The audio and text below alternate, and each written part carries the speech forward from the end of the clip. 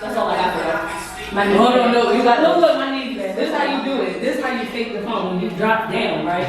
You bring your knee up with you, so you get a little stretch in, and it looks like you're doing a move. So you. I'm telling you. Shit, that's all you had to say.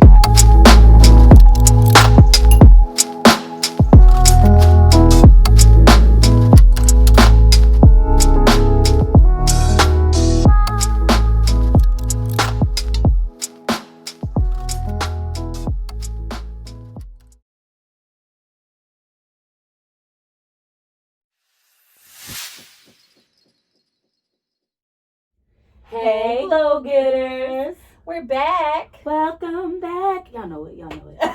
I'm about to say, you did that one last time. It's supposed to be a new one. I know, but that one just always hits home. This was a hiatus. Hiatus. Did you miss us? Did you miss me? All right. If you don't know, I'm your girl Bree Nix, and we're here with the one and only Quill, of course, and we have a special guest in the building.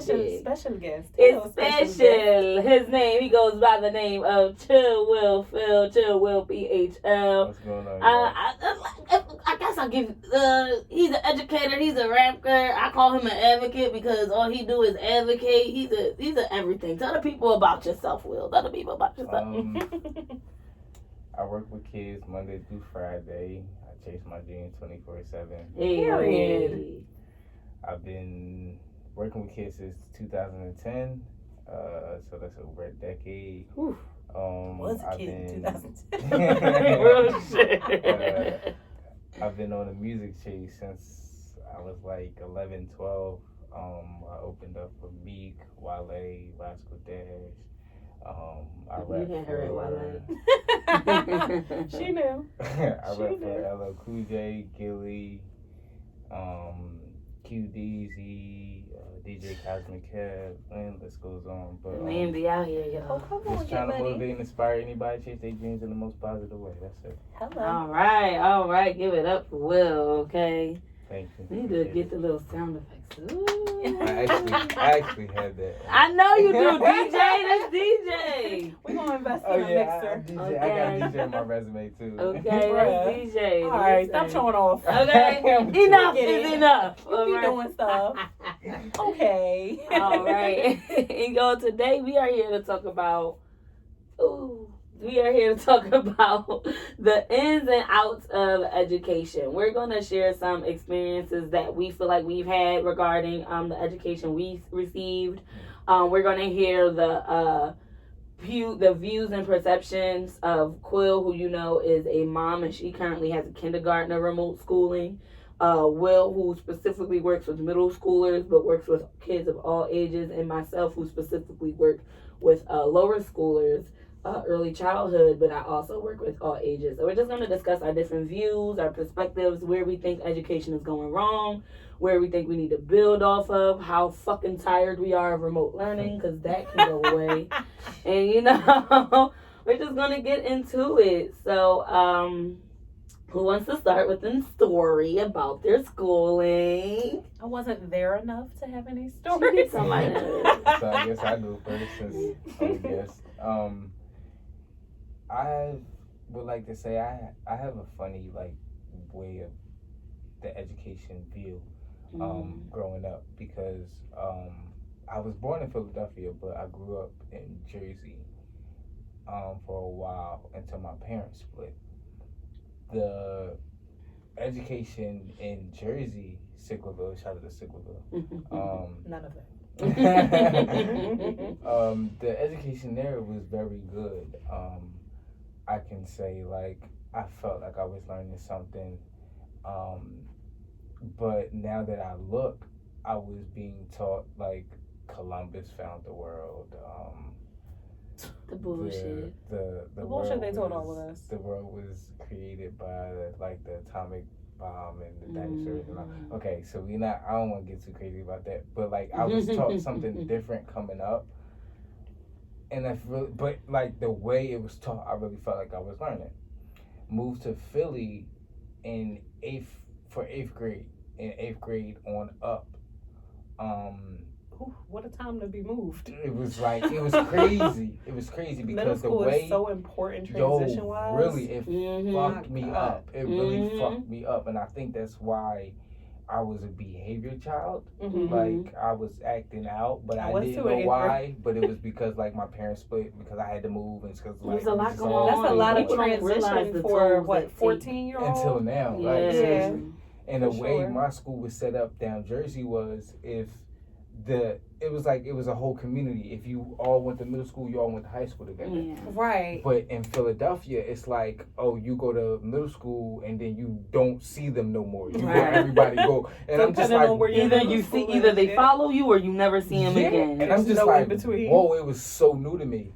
And the fact that I spent 1 year at Blaine Elementary, North Philly, shout out to y'all. And then I went to the School of the Future, and that fucked me up too. Yeah. But it was crazy because going through it, it just felt like a just autopilot because it was a new school. Bill Gates built it. They had John Mayer. Me neither. They had John Mayer out the front day with the big ass. Now I do remember that. I do remember that. They had us walking from the zoo with the banners. Well, first 10, of all, let me say 6, this. 3 out there. It was just so. Trauma erases your memory because 7th through 8th grade is a blank. It was just so crazy.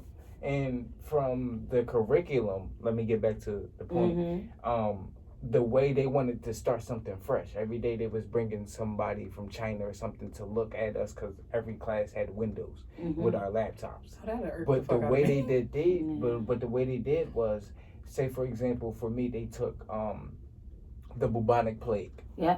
So they had something called major and mini projects. They would have, say for example, the major project would be the bubonic plague. They would teach you math, science, all your regular subjects, but only through the bubonic plague. Oh, wow. And it was for 9th grade, it was for 10th grade, but then they realized they was fucking up in 11th grade. And that's when we got our transcripts. We all got our transcripts and looked at 9th grade, and they realized they gave us all straight A's, knowing damn well we didn't deserve it. I'd have ate that up. So that's how my education. I wish. That's how my education. And then there's fucks no you meter for progress right. at that point. And then let me bring it to today, where I'm in the classroom with kids. I work at Wissahickon Charter. Shout out to y'all. WCF. I'm in class with them, and they're reading a book called Stamped. Stamped is basically it's giving them the 1800s Black culture story, but in their terms and like their version of it. Like, like from the slavery to Martin Luther King to Malcolm to E.W. Du Bois to Angela Davis, but it's giving them that story in their version. And I'm learning shit. Yeah, don't be like that. I'm in the conversations like, yo, I ain't know this happened. I ain't know they was not fucking with the boys. I did not know that. Like, I didn't know he had black people like kind of hating on. Like, bro, it was so. It's so many underlying stories. That has to be so refreshing, especially with your adult mind. Come on. Bruh. Yeah, learning as an adult is a totally different They're experience. learning this at the age I was getting flip-flopped and thrown around. Right. Well, that's So good, though. It's crazy. That's why. And, for sure. to piggyback off of that, I want to head into like, because I feel like my experience is kind of similar in its own way. But were you, because you got to high school, did you go to college? Yeah, I went to college for a little bit. Like a weird question to ask. No. Yeah, because I want to hear about those experiences as well. You know, shit, I didn't go back to school until I was 24. I don't even know why I stopped there. Right. So I did graduate high school. I went to college. Shout out to CCP. I stopped and went. But same. for there, it was. I was learning, but I realized that since they fucked me up on my transcript, that I had to take regular classes for CCP. And after I did that and I got to my main classes, I was already tired out. So I'm like, all right, let's take this psychological class, or let's take this acting class, and let's take it serious now, because I'm about to be an adult. Right. Now dad on my back, and now this on my back, and now this, and now that, and now I gotta pay my phone bill, and now I'm paying for tuition. And the problem with that at that age is not only is there no meter for progress, you don't know what you don't know. Exactly. Yeah. So Y'all now gave me A's and I don't know where I'm at. I'm Yeah. overwhelmed to the point where Yeah. I'm like, I don't even want to fucking do this no more. Yeah. And Bruh. meanwhile, I'm not even really tapped into my full talent. But I Because know, you passed. you know what I'm saying? You Right. passed, but you didn't I learn anything. I see that I almost see the bigger picture, but I don't Yeah. see it yet. Yeah. But then again, I'm trapped into the current What you world know. with everybody saying, go to college, Go do this, there, do that, yeah, do that, yeah. do that. I will get into that. But go then, ahead. We will. but then now that I'm working, I'm looking at all my friends with college degrees asking me for a job. So it's just like, all my friends with college degrees talking about something. I haven't found anything in my field yet. so it's Here just I am like, without a degree in my field already. so it leads me to the term, what are we telling our kids? Yeah. How can we, and I'll tell you what I man, ain't that's a telling whole my nother kids. conversation. Listen, I mean, we can get into it because that's all part man. of the conversation we have and how our school system is set up and how I'll start with saying that the problem to me with the American school system is, and what I've learned just from like we've been talking about white supremacy in schools a lot lately. That's been like a major theme at our job. Honey. And just learning about what those aspects, like specific aspects of white supremacy is. And the two major ones that stick out to me in reference to education is the ideal of perfectionism and wanting that from students and the learn as fast as you can idea that we have. There's a rush for everything. That's why they test our students. Because they want them to rush and learn. Are you there yet? Are you there yet? Did you get it? Are you there? Are you there? Are you there? And then let me piggyback on that. You see why they had to pump the brakes on what they doing on Fridays now. Yep. Because it's just like, okay, they've been taught growing up, be on time there, that's it, that.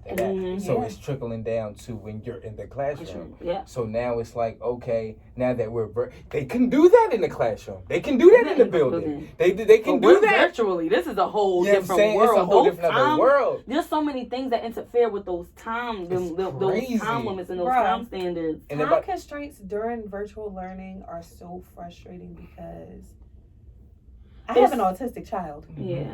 He don't give a fuck about nothing y'all talking about regarding time. Yeah. Okay? When he's ready to do what he's about to do, Mhm. then he'll do it. And that's the rough balance too. Well, let me first, I'm gonna talk about my experience in Go education, ahead. and then we gonna get to all We that gonna because you get want into to talk this. because it all go hand in hand. So, I started off at Lowell Elementary School in Alany. I went there for a couple years.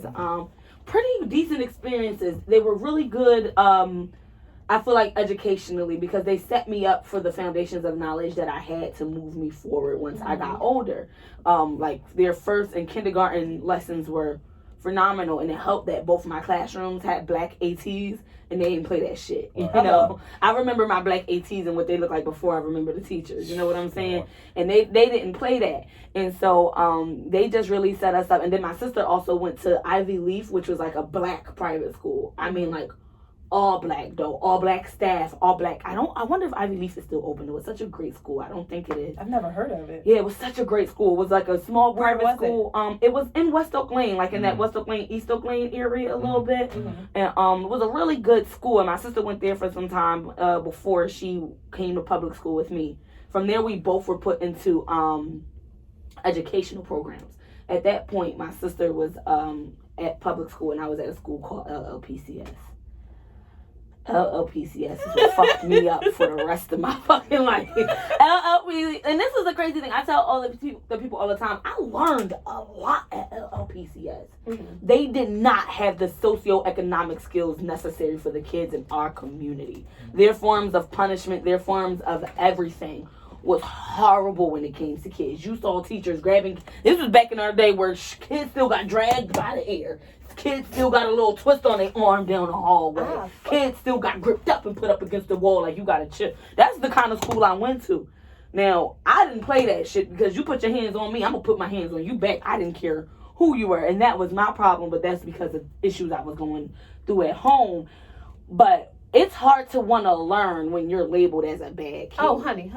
Go ahead. And I was labeled where I'm about to go with that. as a bad kid. In 3rd grade, they had me in anger management. That didn't do shit. 5th grade, if you hear me talk about my story, I always talk about my teacher, Miss Bennett. If ever you hear this, okay, my 5th. But also, thank you, because if you would have never said the bullshit you said to me, it would have never made me go through the emotional stages I went through about myself. And she said to me that I was asking her for a recommendation letter to get into the scholarship, to get into the private school that the scholarship program allowed me to get into, assisted me in getting into, okay? She did not want to write this recommendation letter for me. I didn't deserve to go to a private school. There's other kids in this school who deserves better. Well, guess what? Their mom didn't put them through the program. My mom did. Bitch, give me my recommendation letter. What is this personal vendetta you have against a child? Exactly. And she's weird. Okay, listen. But she was this, though. Most of them were. It's okay. What it was she hated seeing, she already had in her mind that I wasn't going to be shit when I grew up. So she hated seeing the fact that my parents, no matter how much trouble I got in, no matter what I did, they believed in the fact that if anything my child going to get, it's this fucking education. So she told me, I'll write this recommendation letter for you. But know that you're going to make it to the state pen before you ever make it to Penn State. Keep my dick, Miss Bennett. Yeah, that's what I was told when I was 10.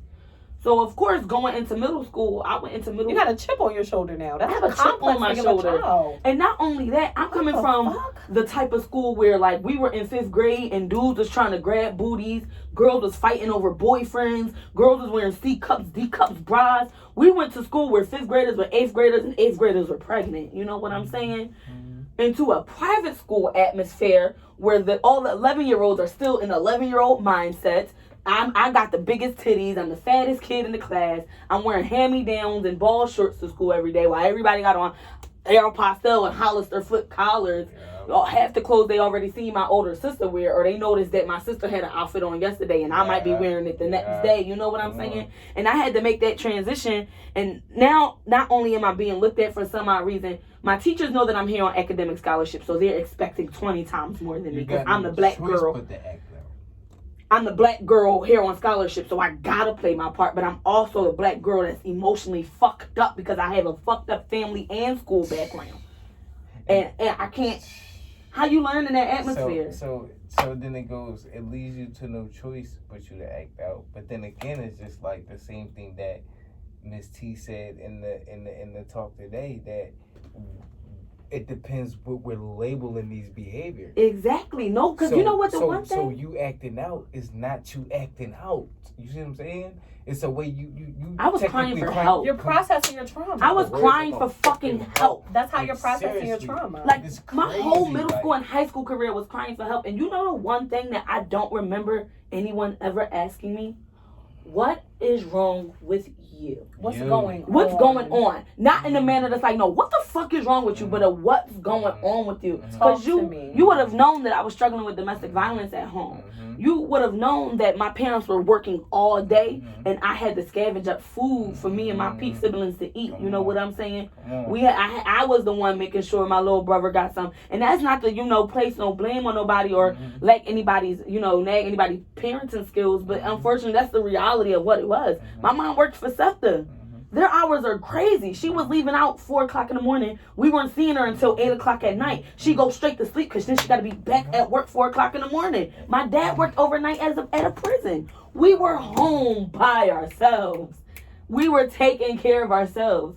And I had to stress that. It was crazy. It was rough for me. And even though I did well, I ended up getting kicked out. Well, I ended up getting my scholarship snatched from that private school. Then being placed back into that jungle of public school and having the freedom to do whatever the fuck I want. Girl. You saw what Lincoln was like for me.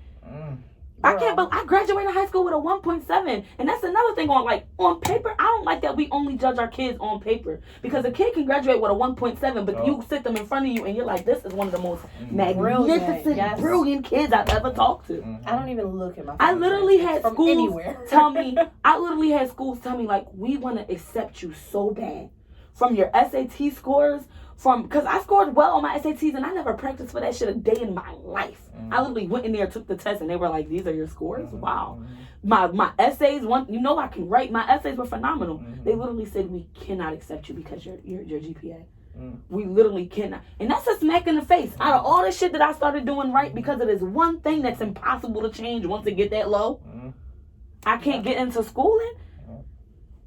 But that's because I have to learn to turn it around fast. I'm not allowed to be a teenager and go through those in the American school system, you're not allowed to be a kid or a teenager and go through those psychological developments you need to go through. They don't help you get through that in school. No.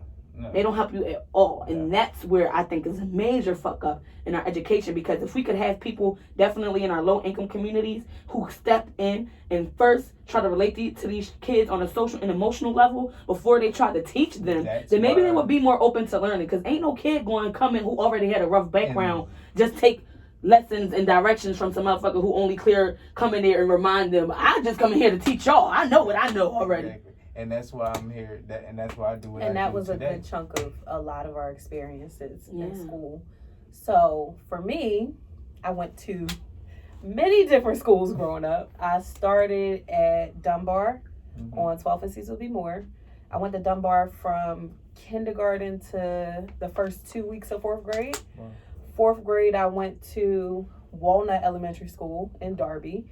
5th grade, I went to Park Lane Elementary School in Yaden. 6th grade, I went to Spruance in Northeast. 7th grade, I went to Wilson for a month before I got kicked out of school. 7th, most of 7th and 8th grade, I went to Shellcross. I was not settled into a school more than a year until I got to, more than 2 years, until I got to Lincoln. So I already have all of those different experiences in all of the schools that I went to. Yes, why? We were moving. And that's moving another around. thing. That's another strong topic that we can get into. That's another problem, is that unfortunately rent for a lot of people are too high. So they're not allowed their child to have a steady school experience because they have to jump from neighborhood to neighborhood. And guess what? In order to afford where they can live. The entire time that I went to Dunbar in North Philly on 12th and Cecil B. Moore, I lived in the projects in West Philly. So my parents basically put us in the school in relation to it being convenient for their work. Both of my parents worked at Embassy Hotel, and then they both worked at Jefferson, all in Center City. Both of my grandparents lived down the street from each other on 10th Street in North Philly. My school was 2 blocks up from both my grandparents' houses. So your parents that work all day, they want you to kind of be somewhere where they can trust somewhere that they can trust somebody is looking after you. So for me, that was both my grandparents' houses. Depending on what day it was, I might go to my grandma's house in the projects on 10th and Norris and 10th and Berks. Other days I would go to my grandma's house on 10th and Oxford. Contrast. Big contrast. Violence, my mom's drugs. No, not even, because they're both literally down the street. So in that aspect, they're not great neighborhoods, but one happens to be the projects and one isn't the projects. Okay. And then it's my grandma's house, who isn't the projects, is between 2 projects. Okay. So you got Norris Street and Diamond Street on this side, and then 10th and Thompson on the other side. So regardless of it not being the projects, it was very much the projects. The contrast was my mom's mom was a Jehovah's Witness. Can't do anything when I get home from school at her house. My dad's mom, a teacher. House full of people. All of my friends were on that side of the neighborhood. So I went to Dunbar. That's probably the school I went to the longest because it was from kindergarten to 4th grade. So I went there for about 5 years, with the exception of that being the first 2 weeks of 4th grade. So I was there the longest. That's where most of my learning experiences come from in relation to how I learned how I learned. Yeah. That's realized very quickly that I was smarter than a lot of kids in my class. Yeah. We can get into all that. I think about 3rd grade they put me in MG, the mentally gifted program. MG in Dunbar was very different compared to when I switched school districts. And I say that because although it's a program that's meant to, I don't know what the purpose of it was, to be completely honest. They would take us out of our class and we would either go to the art room to do art projects. Nothing above our grade level or anything like that, just extracurricular. And sometimes they would take us to the computer room. Again, nothing above your grade level. You're just separate and in there. So I don't understand what the purpose of it was as it relates to being in the Philadelphia school district.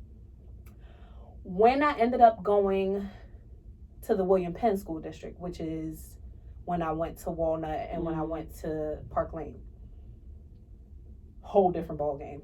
Whole different ball game. Well, yeah, we know why. And we do know why. Dunbar is in a very urban community. Although it was in the middle of Temple campus, you know who goes there? Predominantly Black kids. There's a lot of projects in those areas. They weren't doing much. Like, you separating me from my class because I'm smart, but then not catering to that level of intellect is pointless. Because then what am I doing here? Yeah, because the issue with that is that most of the time in public schools, the MG program was not in. It wasn't properly funded. It wasn't properly funded, and a lot of times they used it as only a mechanism to make sure they had proper classroom sizes because their classroom sizes were getting too big. You can't have 30, 40 kids in a second grade classroom. But the thing is, they would pull us out of class maybe an hour before school was over and we would stay later.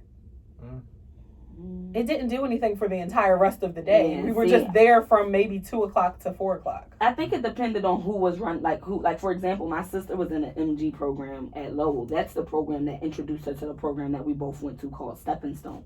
Like, our MG program worked to get kids into scholarship programs around the city so that they can advance to private schools. But again, Lowell, even though it's in Olney, it's on the cups of Olney and East Oak Lane. Which so is it's still still an upper middle class going to have a little better of an education than those. We were in the heart of the other schools. You know?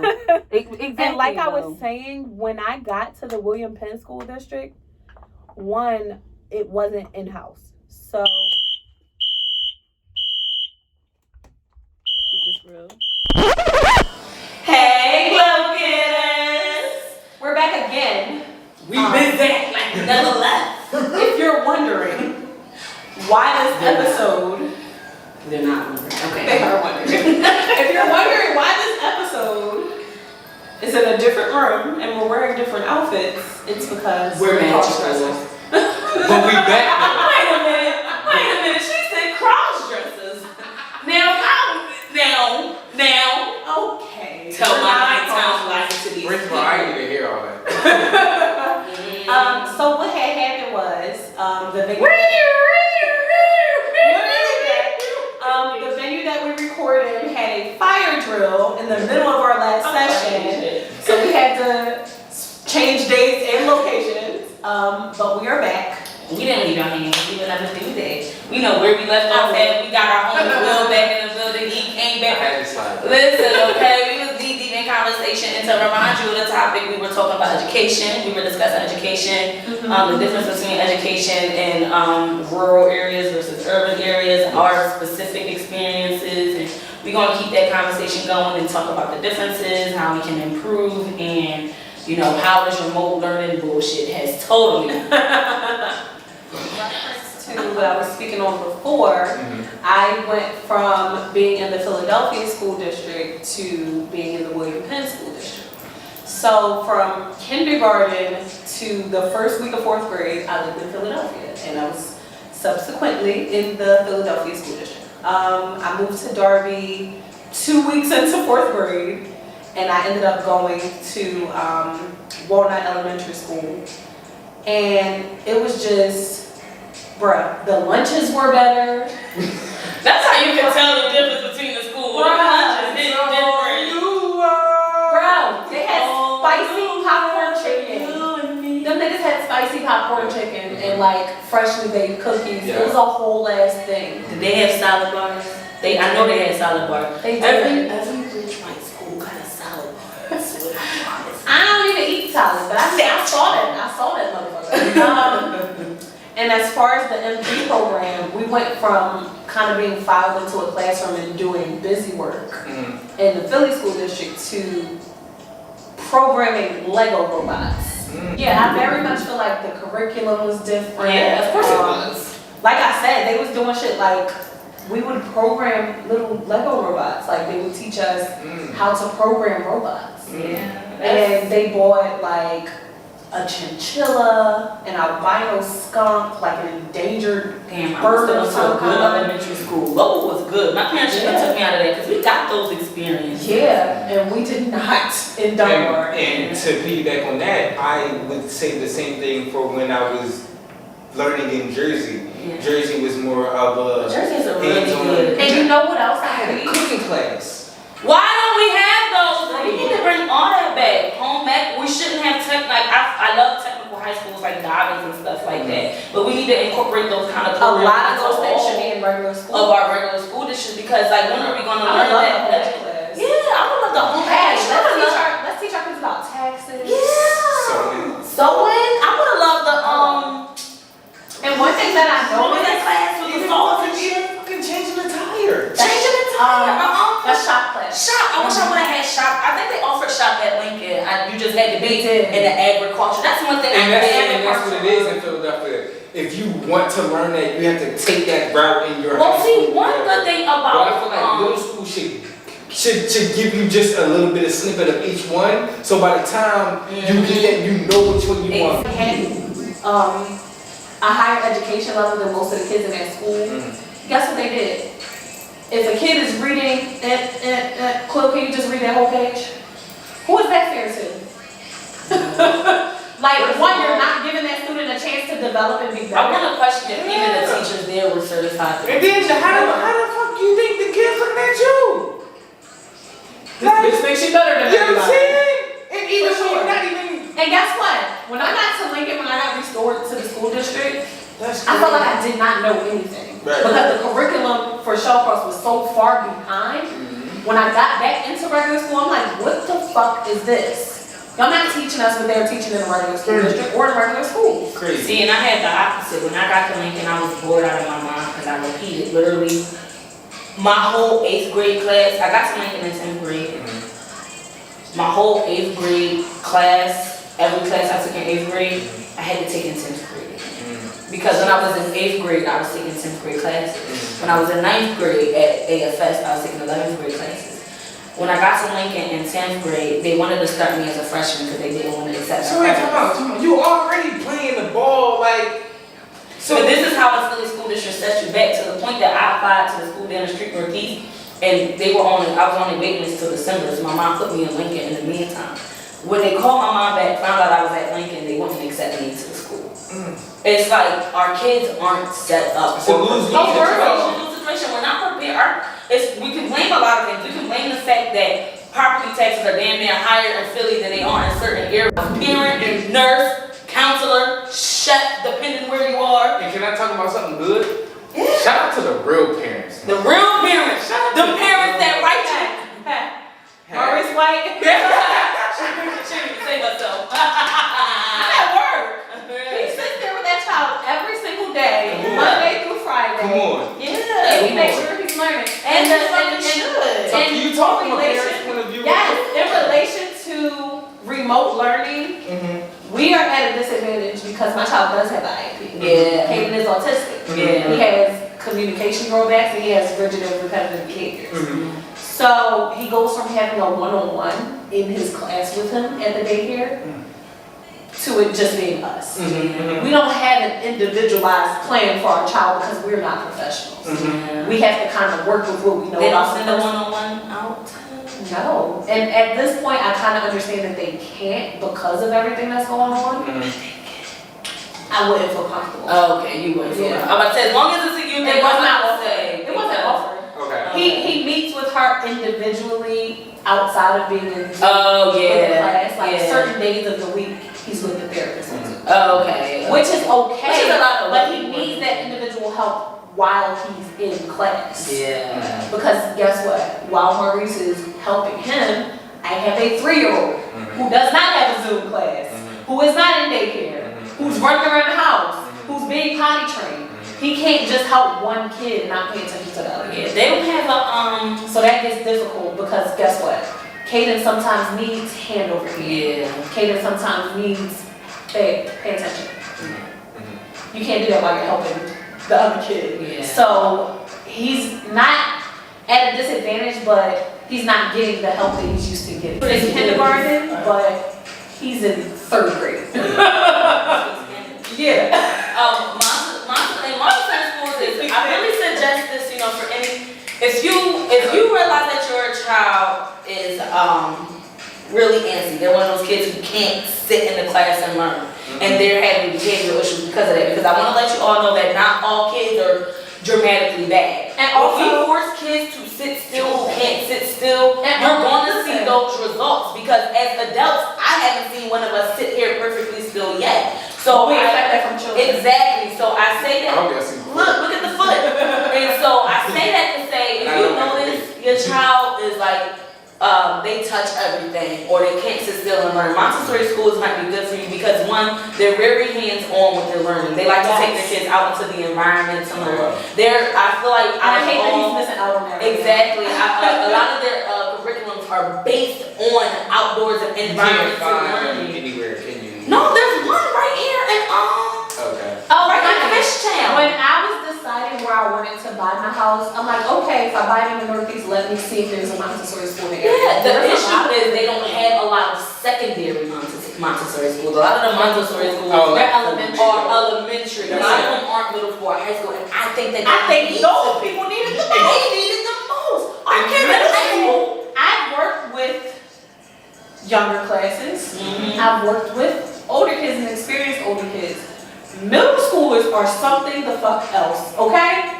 Yo. You're gonna tell me. My babies, my 12-year-olds and 11-year-olds and Munoz, Marin. Yo. Honey. Yo.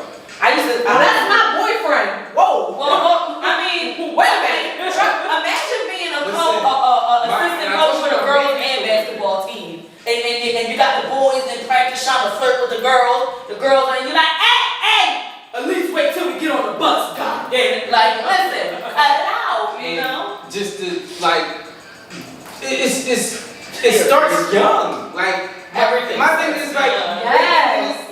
but it's the whole maturity aspect too. It's like what I'm trying to say is I'm realizing it's starting younger because at my age, when I was coming up, I feel like it wasn't that many mature young boys around me. Right. There's only one selected few. Yeah, it was the We were some goofy ass kids. Yeah, now I'm looking. But we had that innocence, I feel like. We had that innocence. I don't know about y'all. I just covered it up. Yeah.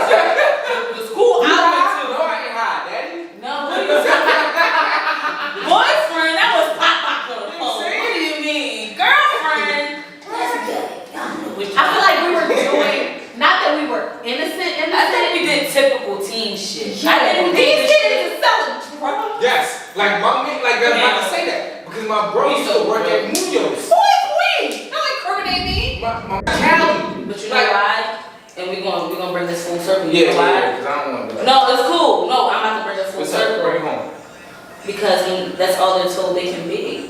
That's all they're taught they can be. When you get suspended from school for when you get into a fight, your first fight ever, and the first action is suspended for 7 days. Suspended? They kicked me out of the entire school district. Like it makes no. We don't redirect our kids. We don't rehab our kids when they're going through stuff. We put them. We either incriminate them or we label them as some kind of mental health case. Which it could be true, and that could be the case for many of our children. The way it's handled, the way that it's being handled. It needs to change.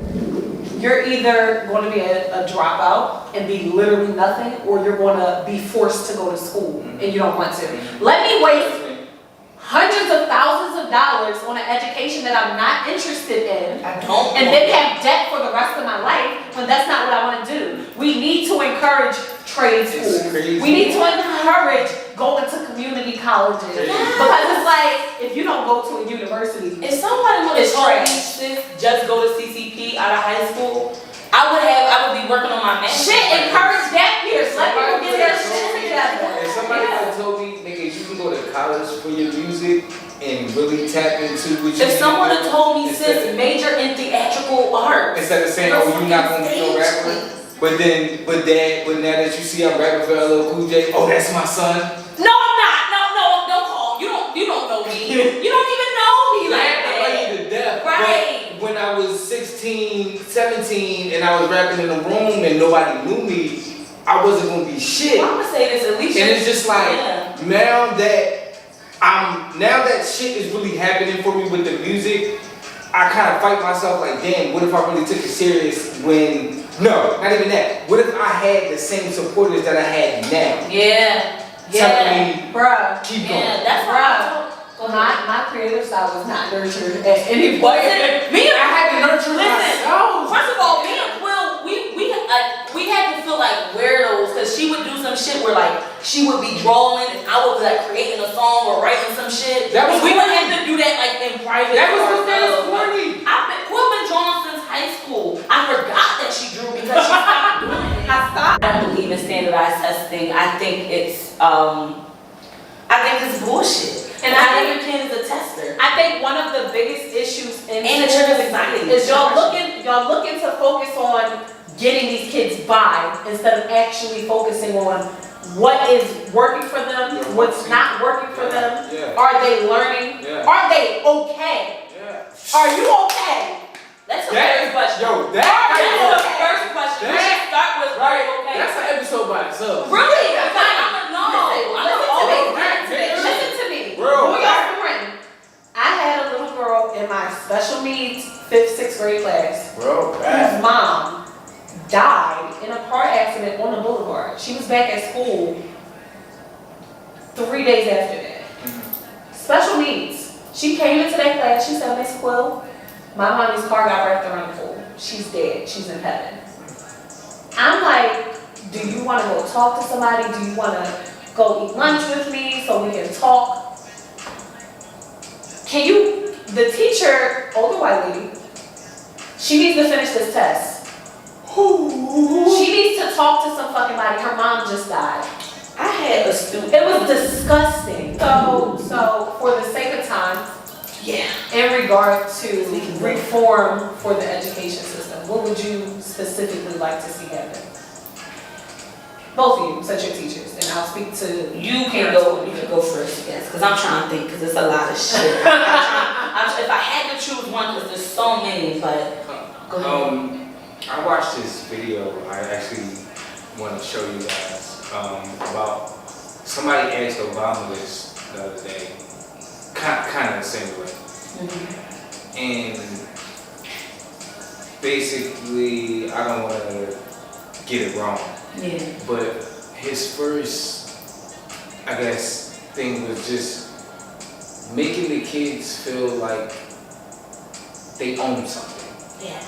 Making them feel like they have a voice or have something that will be giving them value. Right. So start off with little stuff like, or rather teaching them to value themselves. Like, well, the first thing is vote. They can't vote as in like a ballot. Yeah. So what do you do? Hey guys, we're reading this book. I have 2 choices of books. Who wants to vote for this? One vote. That's like just little stuff for kindergartners. So moving up is just like, how do we, just in a bigger sense, how do we give our kids not only a voice but a sense of area to do their own creativity, but learn the whole aspect, because we talked about how we can't learn, we're not going to need algebra when we're this age. Yeah. So how can we shift, even though we're not going to be able to shift that education right now, but how can we shift to even think like our kids, to even think how, take this algebra, yes, you have to learn it, you have no choice but to learn it. Let me tell you why. Let me tell you where it can. No, I was saying, like, I was finishing the thing. Like, take this algebra and use it to even though you're gonna try and make it your own. How can you take that and make it to the point where I'm going to get through this and then I'm not going to let this get over me, like it did for me in college, or like it did for me. Like, how can we give our kids a better lane of creativity, a better lane of voice, a better lane of even wanting to learn? And then maybe we can talk about the curriculum. Exactly. I think as educators, and then I'm going to go into mine, where just from what I see from a lot of like old school educators and people in positions of power, they're scared of children. It's kind of like, hate to go there, how the oppressor, I'll say, is scared to allow the oppressed to tap into their true potential and power, because what might happen. I feel like a lot of educators in a position of power are scared to give children a dose of their own power too, so they can feel like they're in control of something. I think they're scared because they're not going to know how to handle a child. That's all the little girls that people call sassy. That's all the little girls that people call bossy. That's all the little boys that they call intimidating. Those are all the kids who hold a sense of power within themselves. People don't know how to handle or respond to that, and because or nurture it, or at least properly mold it so it's being in a positive manner. Yeah, I don't think people in positions of power understand how dangerous it is to tone those things back, because what if they never find those things again? Because that's why we have so many rapists. That's why we have so many rapists. That's why we have so many quiet little girls, you know quiet little boys who are scared. All he needs to take is just that one little turn. Take that anger and use it in writing. Take that anger and use it and take that anger and put it in front of a camera. One of the things I always appreciate is that so many classes that I was in growing up, and I think it's like a take that sadness and put it on a track. Journal entries. Exactly. So many of my classes made us do journal take that entries. depression and do somebody here and talk about it. Listen, there's so many things. What? Stop telling little girls that doing hair ain't a job. Why ain't it? I know somebody who makes $3,000 a week doing fucking hair. Nigga, I don't touch that shit. I don't touch that. Nigga, what? But to go into, if I had to change anything, kind of piggybacking off of Will too, it's two that I want to see brought into one. I want to see more social, emotional curriculums that are culturally appropriate. We working on that. We're saying we're working on that. WCA, listen, and that's what is inspiring me, because I really feel like when we properly develop that shit, that's going to be some shit. Can I piggyback one more thing? Go ahead. Just like when y'all were talking about the suspensions, I want to shout out what's thinking with that. We had to we shout out to the Restorative Justice Committee. I'm saying, I want that, John. We so quick to suspend our kids. We was like, wait, hold up. Instead of sending them home for 3 days, let them be with me for lunch. Every time they want to be with their friends for lunch, no, they got to be with me working on a project on the situation you would have been suspended the cafeteria, on what you would have been suspended for. Then after that, we done. That Friday, you got to stand in front of your class, and you and that person you fought with had to do a presentation and shake hands at the end. And it let the whole class know, like, you're not just going in. It's not just let the whole class know you're not just going to be fighting.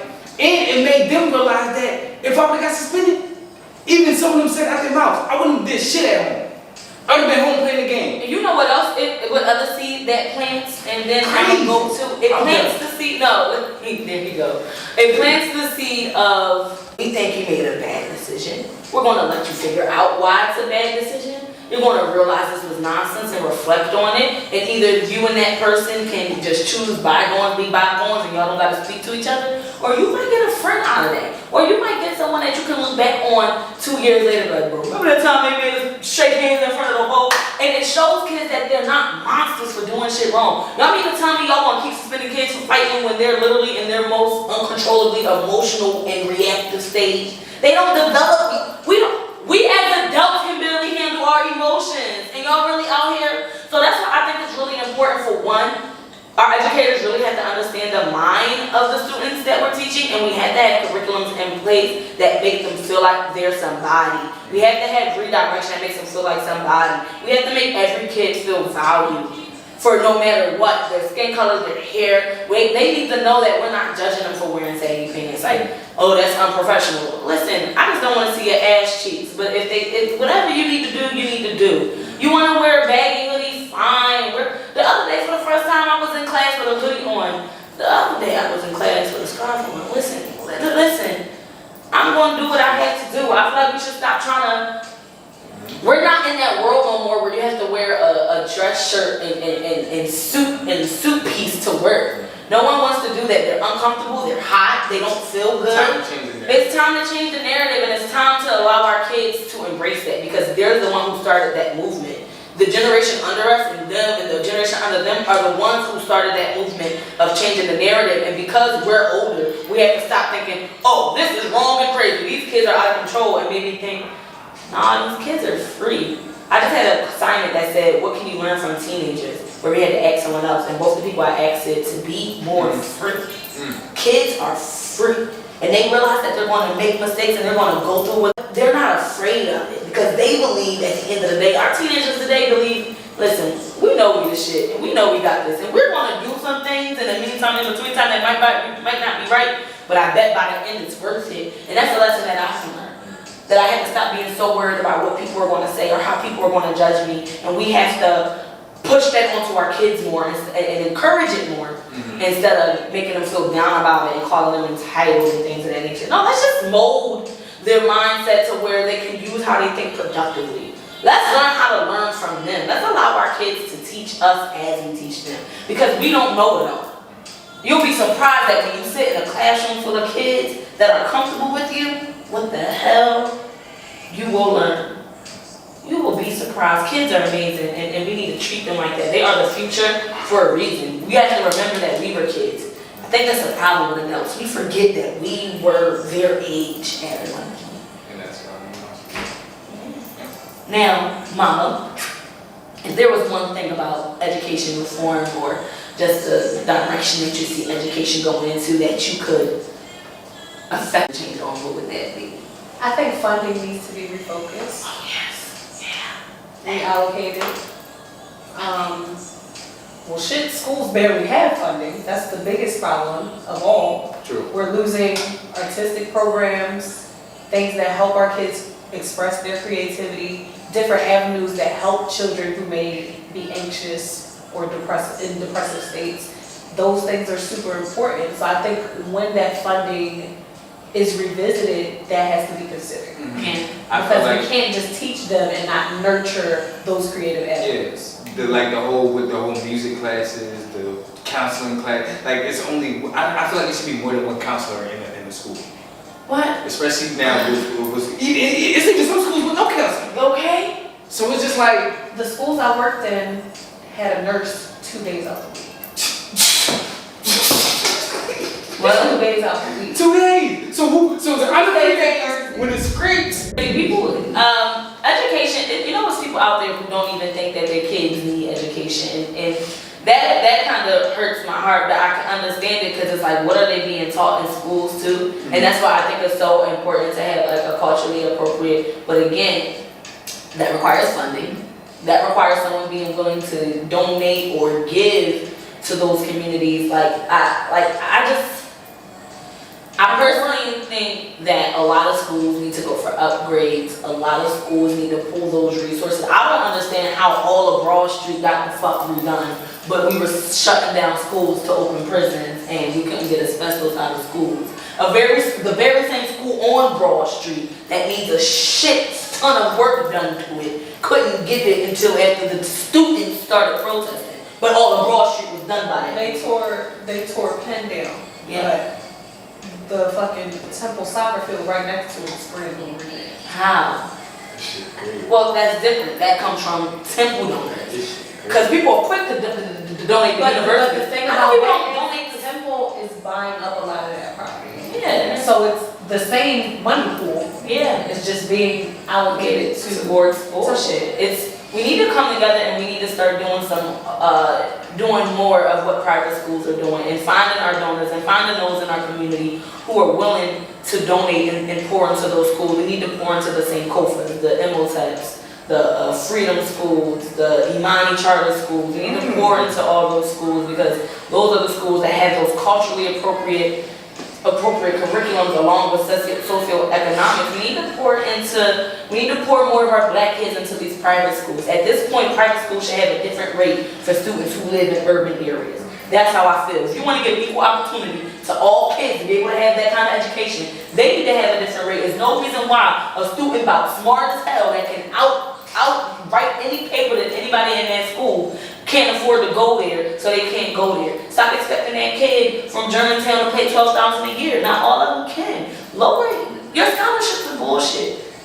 The scholarships are bullshit. My parents still couldn't afford my school, and I was on scholarship. My school tuition was about $15,000 a year. With the money, the shit is imaginary. Let's start there.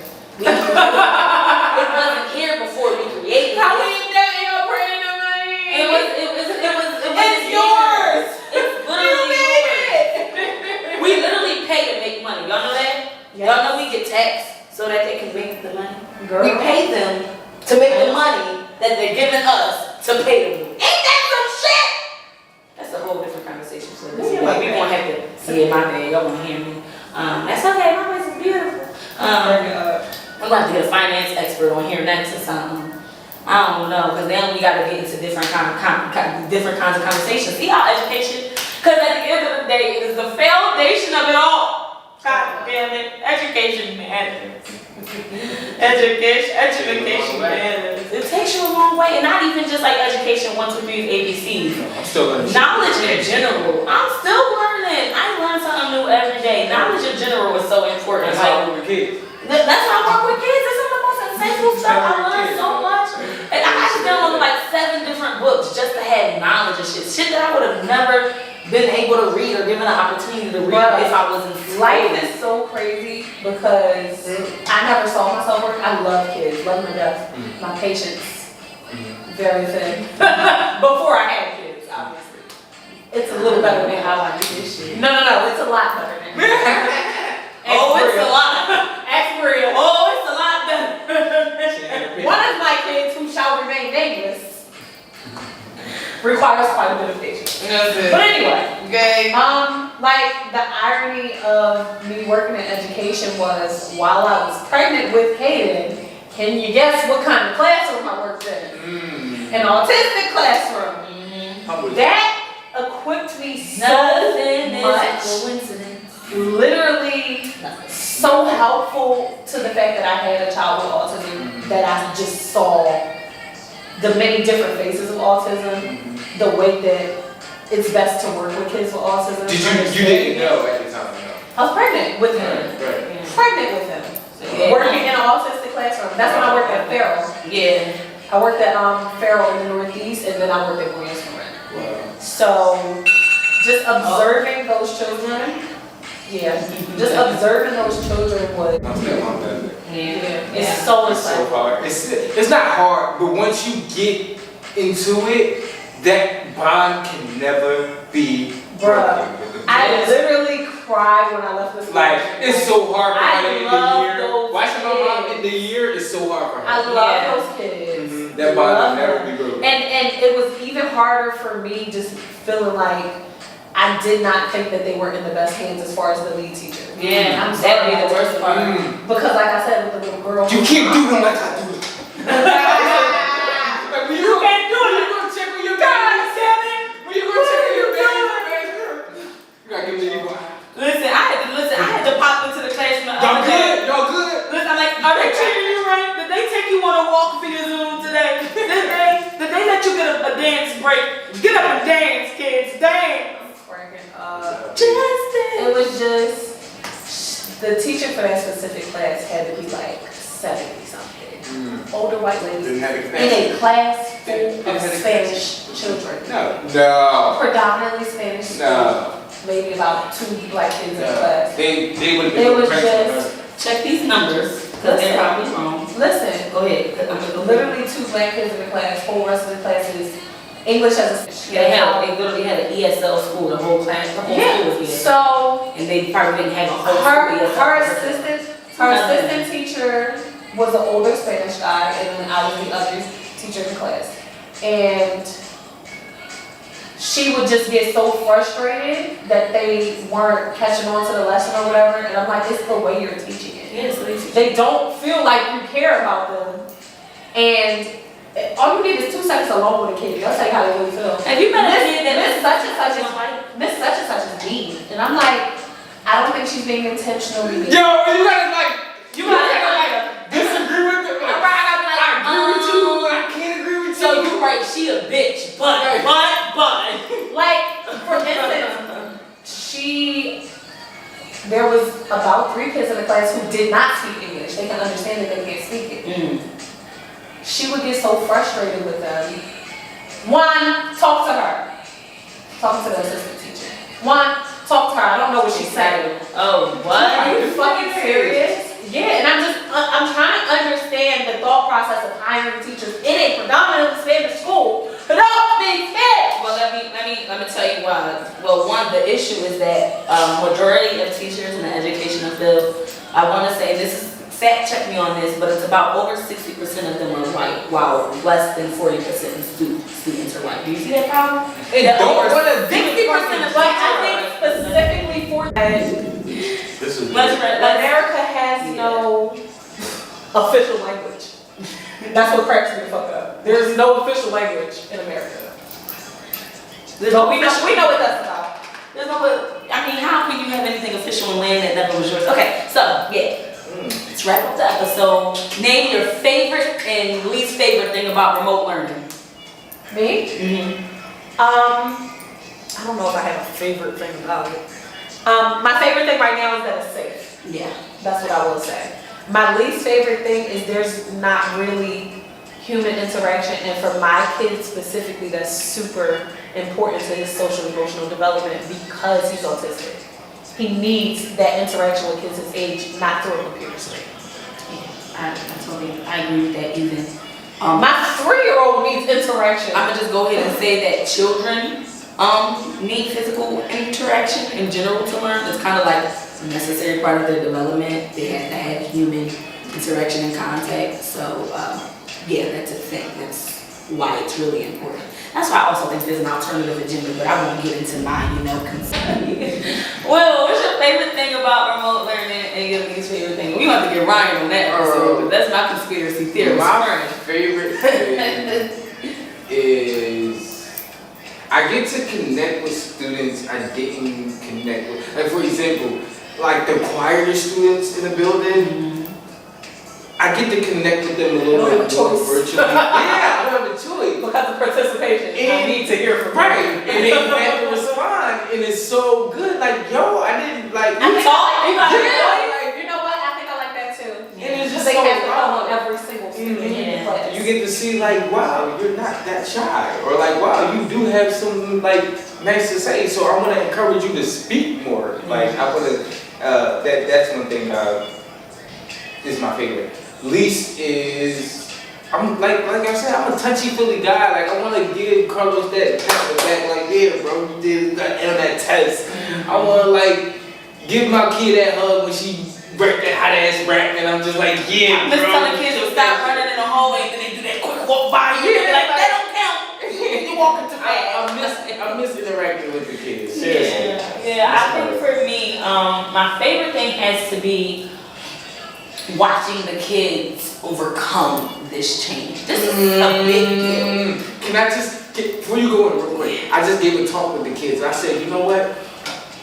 Everybody is going through this, right? But y'all are learning through this. When we grow up, I can say, yo, I went through it. You can tell your kids, I went through 8th grade in the pandemic and graduated. So I want y'all to be able to take this time and use it to fight through it when you feeling your battles to say, yo, I graduated through a pandemic, nigga. I feel like, exactly, and that's why that's what excites me the most. Kitchen. This bitch don't never stop at the time I'm supposed to stop at. Kaden wasn't muted. Kaden wasn't muted. Was he muted? No one said anything, but I know they heard him. I heard him in the living room 2 feet away from Kaden. So I'm like, That's the difference between me. I was like, well, if all these kids would have did some learning over the summer, I wouldn't have to go into their motherfucking free time. If you would have did the math packet we sent out, they would have known the we're shit. in kindergarten. We didn't have a summer before this. Well, was he coloring? Was he coloring?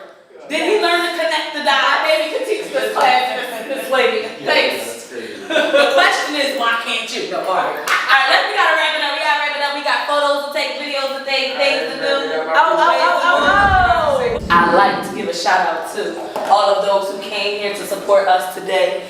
Thank you for your support. Shut up, mind your business. I know what happened. Thank you for your support. Do rag, y'all. I love you. Thank you. As always, shout out to the camera guy for the video. Are you about to He be say- back scenes, but I am. Let me just cut your mic off then, because Keep that shit on. I'm about I'm to so cut your mic off. glad we had this time together. Bye, everybody. Bye. But now it's time to say Alright, Joe. so long. But wait, no, I had updates I wanted to give too. Go on. Are we still on? Yes, I wouldn't actually cut I love you y'all. off in the middle of you I saying don't things. fucking know. All right. I absolutely would. Listen, updates. GlowGetters, some things you should know about. The mic is having a show next month, November 15th. I am collabing with Nyla Newport of Newport's and News and Mar of Expressive Illustrations. If you would like to join us for the same experience, sensuality, art, and me, where we discuss the mind, body, and spirit, and how we can connect to all of those elements to be our better selves. Then come through. We'll have a movie discussion. We'll have an open mic. We'll have a paint and sip. We'll have the vibes, the energies, the elevation, everything you need. So if you would like to join us November 15th from 5 to 10 p.m., you can go to my page, Bree.mix, and click the link in my bio, and there will be tickets there for you to purchase. Yeah. I called Nah. Nah said it's gonna be a dope experience. It's gonna be a dope experience. Friday night. Sunday. How you be on Follow us and follow us on Instagram Damn way. at Queen and Bree Podcast for details. Thank you. And also make sure you check out the man over here, Chill Will, Phil on, that's the fuck we do, on Instagram, CHILLWILLPHLY, because this man on the mic is crazy. Just busy. Already and you know, shout him out, look him up. He has amazing music. He's an advocate for the community. He does amazing things, amazing work. Make sure you check him out. Check out his music. And we'll tag all the amazing people who brought to you our first recorded episode. You know, all of those guys will tag them. I hope you all enjoy. I'm a black person. I don't know how to say goodbye. I'm going to keep going. Bye. Bye. Love you. Yeah.